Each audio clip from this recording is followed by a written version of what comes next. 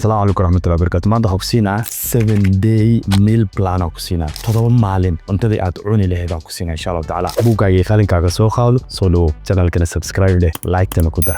haddaad rabto result ama natiijo degdeg ah walaa bilaa oo easy ah, cuntadan aan ku siinayo 30 maalin insha Allah taala. ku celceliska cuntada lagu celceliyo dhib waay, laakiin isku day tan inaad u adkaysato. isku day kow mealka ugu horeeyo muracada Greek yogurt iyo ukun midaarati dooro, sida abo ukuna iyo qudaar oo la isku daray, Greek yogurt, Thai seed iyo sidoo kale fruit la isku daray. labadaas qurac midaarati ka dooro. mealka labaad qadada chicken ku breast ka noqdo inta badan anigu kala ma saaro, laakiin breast ka noqdo maadaama 30 beri aan qabsanay. qudaar ku darso, carbohydrates kan ama bariis dooro oo 100 gram 120 gram ama waxaad doortaa bataata macaan dooro. cashada high protein iyo veggies isku dar. high protein maxay ka wadaa? kalluun oo noqon kara, steak oo noqon kara, oo raba ha noqdo, laakiin waxa aad ku cunaysid vegetable ka dhig distant bariis iyo waxaas iyo meesha ka saar. cashaba haday noqoto 30 beri waay, marka la kugu celiyo xoogaa waxaan isku dayeynaa inaan waxyaabo badan meesha ka saarno. high protein iyo veggies, steak ama hilibkan guduudan caadiga ah, chickenka, kalluunka waxa jeceshahay iyo qudaar isku darso. gaar ahaan maadaama aad siixanaysidna carbohydrate-ka meesha ka saar.